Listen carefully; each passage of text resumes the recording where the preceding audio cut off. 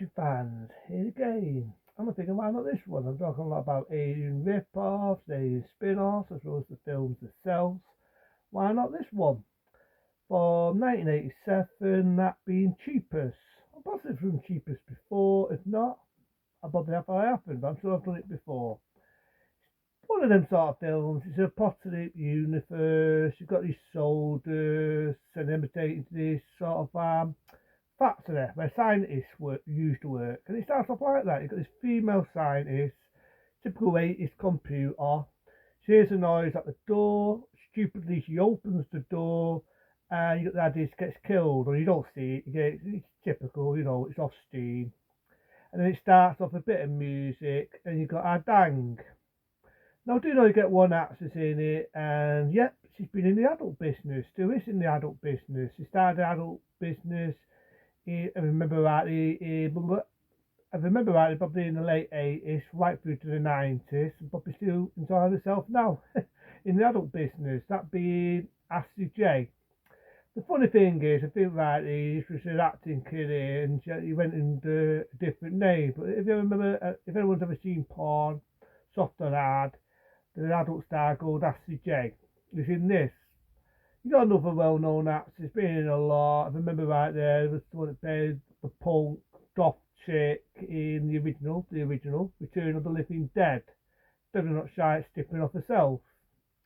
And you got that through, low budget type of actors. It's a low budget film, but you know what? Fuck it, I like it because you know what? A lot of low budget films today need to go back into the golden days of the 80s and of the early 90s to learn what B sci-fi monster films are all about. And this shitty CGI you see nowadays. Because this, I don't think it was a bad film. I don't think it's dead. I don't think it's a masterpiece. But I don't think it's a bad film. So they're in this amphitheated building, and they don't know that there's cheaters like an experiment alien monsters what have taken over.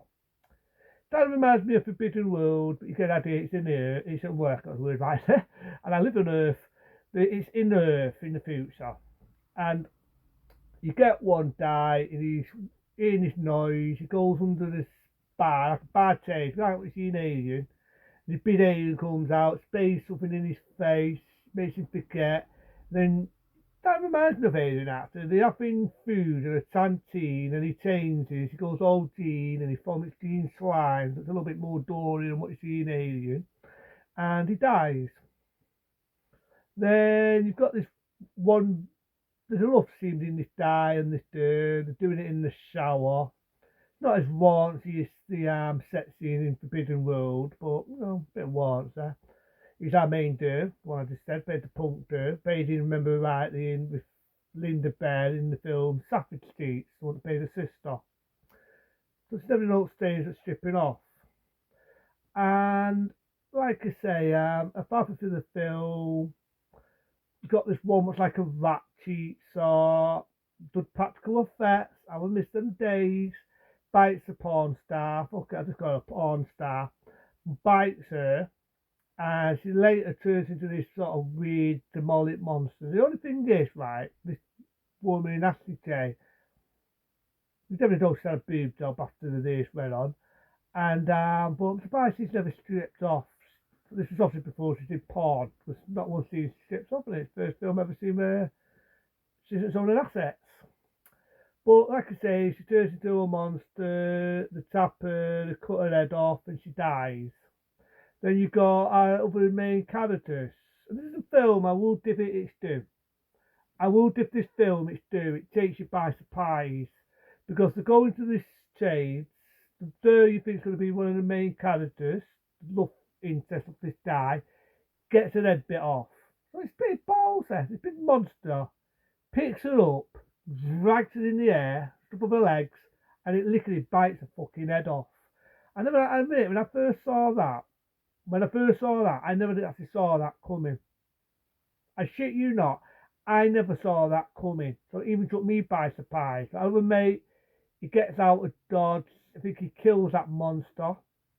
Then you've got this one that's sort of like a baby. Has a sword round its neck, like an evil alien sort of baby.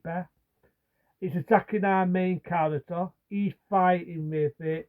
wraps the sword round its neck, chokes it to death, and then he just turns and walks off.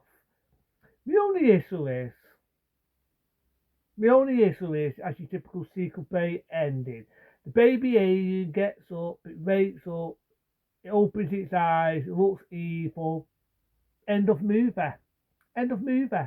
But like I say, it's one of your typical teacher feature films. You've got one alien with big fangs, space tentacles on people.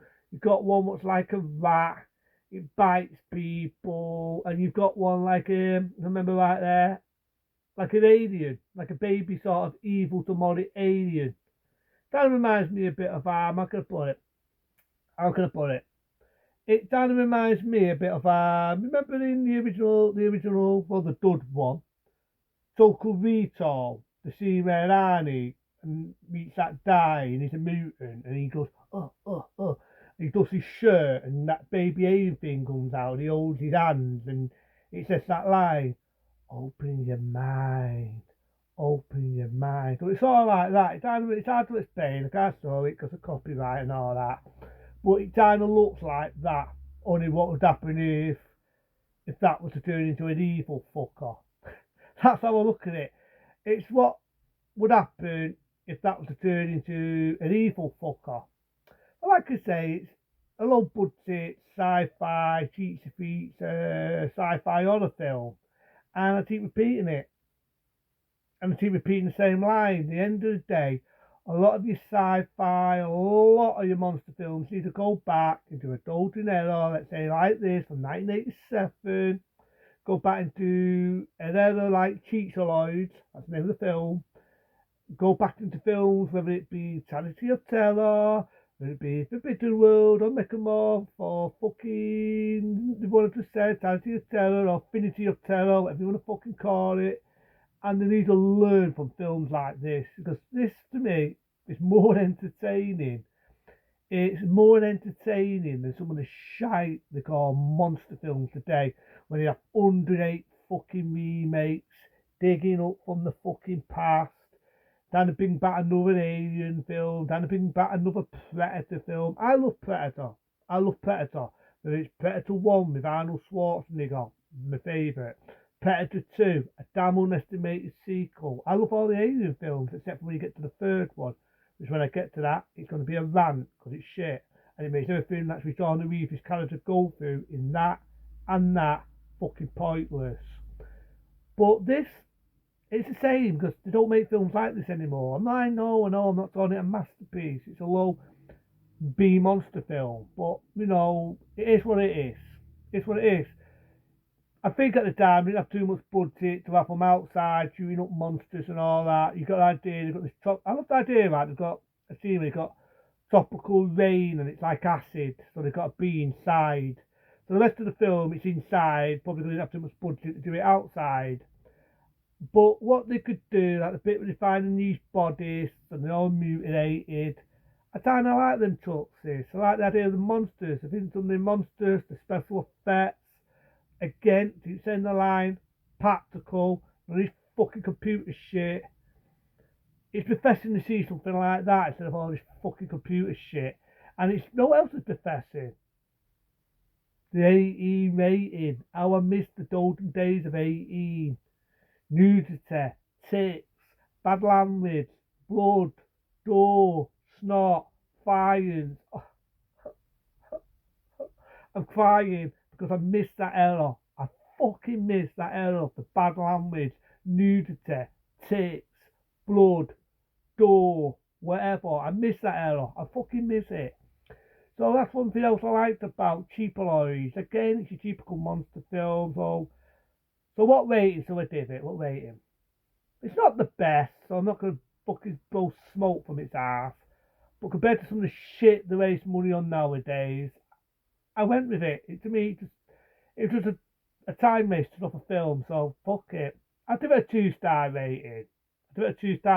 It's not a masterpiece, I don't keep repeating that line, but it's not shit. It's just a good out of your time. You want to see blood, you want to see gore, and it's surprising you the main girl you think is going to be the main character, the love interest, and the one who is the main character. It's a surprise to see the scene where she gets lifted up and she has her head bit off.